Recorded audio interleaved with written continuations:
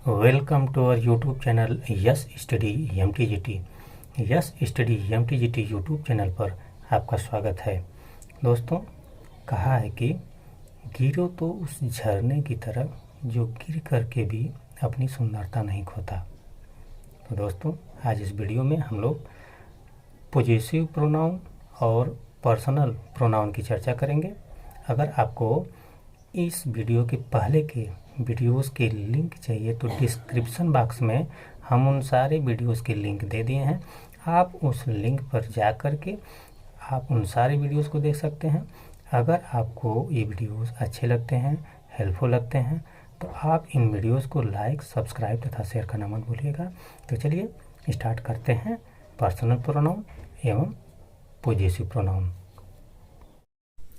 तो चलिए दोस्तों स्टार्ट करते हैं पर्सनल प्रोनाउन। पर्सनल प्रोनाउन, इसके पहले हमने प्रोनाउन की परिभाषा, प्रोनाउन कितने प्रकार का होता है, इसके बारे में चर्चा किया।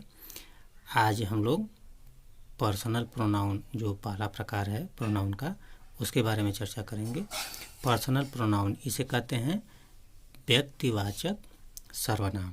अब इसकी परिभाषा पर ध्यान दिया जाए। परिभाषा क्या? I, we, you, they, he, she, it are called personal pronouns. I, we, you, they, he, she, it, ये जो हैं इन्हीं को क्या कहते हैं? पर्सनल प्रोनाउन कहते हैं। आई 1, 2, 3, 4, 5, 6 एंड 7, ये 7 जो शब्द आपको दिख रहे हैं इन्हीं को क्या कहते हैं? पर्सनल प्रोनाउन, व्यक्तिवाचक सर्वनाम, क्योंकि ये व्यक्तियों के बदले प्रयुक्त होते हैं। यहाँ देखिए, पर्सनल का अर्थ क्या है? रिलेटिंग टू पर्सन्स, यानी जो व्यक्तियों से संबंधित हो। पर्सन यानी पुरुष। पर्सन 3 प्रकार के होते हैं, फर्स्ट पर्सन, सेकंड पर्सन और थर्ड पर्सन। यानी first person, second person, third person. अब इसमें फर्स्ट पर्सन जैसे आई और वी, ये फर्स्ट पर्सन में यूज होता है, और यू सेकेंड पर्सन में यूज होता है। दे, ही, सी, इट, ये थर्ड पर्सन में यूज होता है। जैसे I, we, you, they, he, she, it, इन्हीं को हम पर्सनल प्रोनाउन कहते हैं। ठीक है। अब इसकी एक सारणी के माध्यम से इसको समझ लिया जाए। जैसे केस 3 होते हैं, नॉमिनेटिव केस, ऑब्जेक्टिव केस और पॉजिटिव केस। देखिए, नॉमिनेटिव केस, ऑब्जेक्टिव केस और पॉजिटिव केस। इसी तरीके से इसी प्रकार से प्रोनाउन की भी सारणी इसमें डिटेल में दिया गया है। जैसे प्रोनाउन यानी पर्सन कितने होते हैं? 3, फर्स्ट पर्सन, सेकंड पर्सन और थर्ड पर्सन। उसी प्रकार से केस जैसे चलते हैं, nominative case, objective case, positive case, तो इनके रूप इसमें तालिका में दिए हुए हैं। तो नॉमिनेटिव केस यानी कर्ता कारक, ऑब्जेक्टिव केस यानी कर्म कारक, पॉजिटिव केस यानी संबंध कारक या अधिकार कारक। ठीक है। तो आई और वी, यहाँ पर देखिएगा, नॉमिनेटिव केस में आई, वी, ये फर्स्ट पर्सन है, जो कि नॉमिनेटिव केस यानी कर्ता के रूप में इसका प्रयोग किया जाता है, यानी कर्ता के स्थान पर इसका प्रयोग किया जाता है। इसके बाद सहायक क्रिया प्रयुक्त होती है। और इसके बाद देखिए, पॉजिटिव केस में इसको 2 भागों में बांट दिया गया है, पॉजिटिव एडजेक्टिव में और पॉजिटिव प्रोनाउन में। अब इसको आगे हम वाक्यों के माध्यम से इसको समझाएंगे कि किस तरीके से पॉजिटिव एडजेक्टिव होता है और किस तरीके से पॉजिटिव प्रोनाउन होता है। और इसके बाद तीसरा है ऑब्जेक्टिव केस, कर्म कारक, यानी ये कर्म की जगह जब प्रोनाउन का प्रयोग करना होता है तो ये कर्म की जगह प्रयोग होते हैं। Me, us, you, him, her, it, them.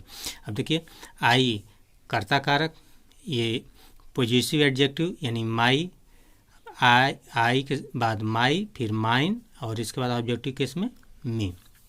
इसी तरीके से वी, अवर, अवर्स, अस। इसके बाद सेकंड पर्सन में यू, योर, योर्स, यू। इसके बाद थर्ड पर्सन में he, his, his, him. She, her, hers, her. They, their, theirs, them. It, its, इसमें नहीं प्रयुक्त होता है। और इसके बाद इट, यानी इस तरीके से आप देख रहे हैं कि ये सारणी में पर्सन को फर्स्ट पर्सन, सेकंड पर्सन और थर्ड पर्सन में बांटा गया है, और कर्ता केस के अनुसार कर्ता कारक, कर्म कारक और संबंध कारक के रूप में इसको डिवाइड किया गया है। I, we, first person you, second person he, she, it, they, ये सब क्या है, थर्ड पर्सन में यूज है। तो एडजेक्टिव यानी इसके बाद ये जो शब्द आपको दिख रहे हैं ये शब्द अकेले नहीं आएंगे, इनके बाद जरूर कोई नाउन शब्द प्रयुक्त होगा, उसी को ये क्या करेंगे, क्वालिफाई करेंगे। चाहे माई हो, अवर हो, योर हो, हिज हो, हर, इट्स, देयर, ये शब्द अकेले नहीं आएंगे, इनके साथ जरूर कोई ना कोई नाउन शब्द आएगा। जैसे दिस इज माई बुक, तो बुक के पहले माई आया है, तो इसलिए एडजेक्टिव यानी पॉजेसिव एडजेक्टिव, जब एडजेक्टिव की चर्चा की जाएगी तो एडजेक्टिव में एक प्रकार है एडजेक्टिव का, पॉजेसिव एडजेक्टिव, जिसमें कि यही आएगा, इसी का प्रयोग किया जाता है। करता क्या है कि ये संज्ञा से पहले प्रयुक्त होकर उस संज्ञा को क्या करता है, क्वालिफाई करता है, उसकी विशेषता बतलाता है, इसलिए इसको पॉजेसिव एडजेक्टिव कहा जाता है। एडजेक्टिव वाले भाग में जब वीडियो बनाएंगे तो उसमें इसका वर्णन किया जाएगा, ठीक है। और यही इसके बाद अगर, चूँकि प्रोनाउन का प्रयोग कहाँ होता है, संज्ञा के स्थान पर, तो जाहिर सी बात है कि जब संज्ञा के स्थान पर प्रोनाउन का प्रयोग हो जाएगा तो फिर दोबारा उसके आगे संज्ञा शब्द आने का कोई सवाल ही नहीं उठता, इसलिए संज्ञा शब्द उसके बाद नहीं आएगा। अगर बाय चांस आ रहा है तो उस संज्ञा के पहले प्रयुक्त होने वाला जो सर्वनाम शब्द होगा वह सर्वनाम नहीं होकर के वो एडजेक्टिव का रूप धारण कर लेगा, ठीक है। तो इस तरीके से ये first person, second person, third person आपको समझ में आ गया होगा। नीचे चलते हैं। प्रोनाउन का प्रयोग नाउन के बदले होता है, इसलिए प्रोनाउन के ठीक बाद कोई भी नाउन प्रयुक्त नहीं रहता। अगर प्रोनाउन के बाद नाउन प्रयुक्त हो तो वह प्रोनाउन एडजेक्टिव में परिवर्तित हो जाता है, जैसा कि अभी हमने बताया, क्योंकि वह नाउन को क्या करने लगता है, क्वालिफाई करने लगता है। जैसे आप उदाहरण के रूप में देखिए, दिस बुक इज हिज। अब हिज के बाद कोई संज्ञा शब्द नहीं आया है, इसलिए यहाँ हिज क्या है, प्रोनाउन है।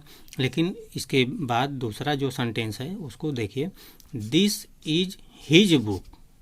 अब यहाँ पर हिज जो आया है ये बुक के पहले आया है, यह उसकी पुस्तक है। किसकी है, उसकी, माने पुस्तक के बदले प्रयुक्त हुआ है और इसी को क्या कर रहा है, क्वालिफाई कर रहा है। तो बुक क्या है, नाउन है यानी संज्ञा है, और संज्ञा के पहले हिज शब्द प्रयुक्त हुआ है, तो संज्ञा के पहले प्रयुक्त हुआ है और संज्ञा को क्वालिफाई कर रहा है, इसलिए ये किसकी विशेषता में चला गया, एडजेक्टिव के गुण प्रदर्शित कर रहा है। एडजेक्टिव की परिभाषा ये है कि जो शब्द संज्ञा या सर्वनाम की विशेषता बतलाते हैं वो क्या कहलाते हैं, विशेषण कहलाते हैं। तो ये हिज शब्द बुक की विशेषता बतला रहा है, इसलिए अब ये हिज प्रोनाउन न रह करके क्या हो गया, एडजेक्टिव हो गया, ठीक है।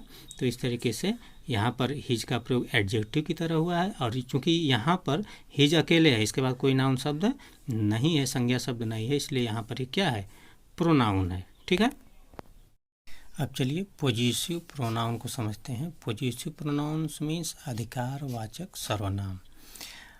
इसकी परिभाषा देखिए, the pronoun used to show position is called a positive pronoun.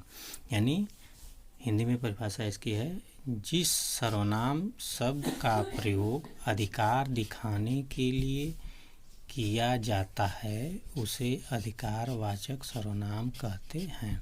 यानी वह सर्वनाम शब्द जो अधिकार व्यक्त करता है, यानी जिस सर्वनाम शब्द का प्रयोग अधिकार शो करने के लिए, प्रदर्शित करने के लिए प्रयोग किया जाता है वाक्य में, तो उसे क्या कहते हैं, अधिकारवाचक सर्वनाम। जैसे यहाँ पे देखिए, mine, ours, yours, hers, his, theirs, ये अधिकारवाचक सर्वनाम है। अब इनका जब आप वाक्यों में प्रयोग करना देखेंगे तब आपको समझ में आएगा कि ये किस तरीके से अधिकार व्यक्त करते हैं। यूज इन सेंटेंसेस, यानी वाक्यों में प्रयोग के आधार पर इनको समझा जाए। जैसे पहला वाक्य है, दिस बुक इज माइन, यह पुस्तक मेरी है। अब देखिए, अब जरा इस वाक्य को ध्यान से सुनिए कि दिस इज माई बुक, अगर ऐसे रहता तो जनरली कहा दिया जाता कि चलिए ठीक है, दिस इज़ माई बुक, यह मेरी पुस्तक है। लेकिन यहाँ पर जोर दिया जा रहा है, दिस बुक इज़ माइन, यह पुस्तक मेरी ही है। मतलब यहाँ पर ऐसा भाव प्रकट हो रहा है, यानी जोर दिया जा रहा है, अधिकार व्यक्त किया जा रहा है। ठीक है, इसलिए इसको क्या कहते हैं, पोजेसिव प्रोनाउन। अब दूसरा एग्जाम्पल देख लीजिए, दोज चेयर्स आर देयर्स, वे कुर्सियाँ, देयर्स माने उनकी, आर माने हैं। यहाँ पर जोर दिया जा रहा है दोज चेयर्स आर देयर्स, इसलिए यहाँ पर जैसे अधिकार दिया जा रहा है कि नहीं उनका ही है, उनके ही हैं, वे कुर्सियाँ किनकी है, उनकी ही है। इसलिए यहाँ पर देयर शब्द क्या है, अधिकारवाचक सर्वनाम है। और यहाँ पर देखिए दिस साड़ी इज हर्स, अगर यह कहा जाए कि दिस इज हर साड़ी तो सिंपल में कहा जाए कि हाँ ये उसकी साड़ी है। लेकिन दिस साड़ी इज हर्स, यहाँ पर अधिकार व्यक्त किया जा रहा है कि यह साड़ी उसकी ही है, इसलिए यह हर्स क्या हो गया, अधिकारवाचक सर्वनाम हो गया। और एक एग्जाम्पल ले लीजिए, दैट बुक इज योर्स, वह पुस्तक तुम्हारी है।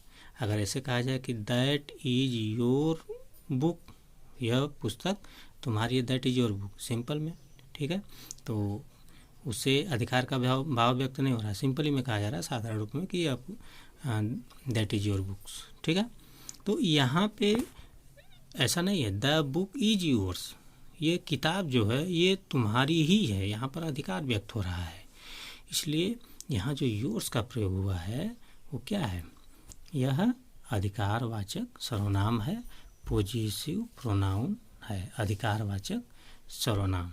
ठीक है, तो इस तरीके से इस वीडियो में हम लोगों ने पोजेसिव प्रोनाउन और पर्सनल प्रोनाउन के बारे में चर्चा किया।